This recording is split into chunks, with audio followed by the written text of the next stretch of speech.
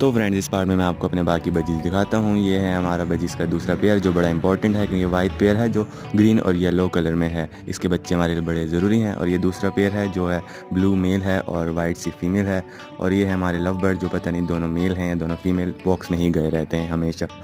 और ये हमारा अब तक का सबसे महंगा पेयर है, क्योंकि ये रेड आइज़ बजी हैं दोनों।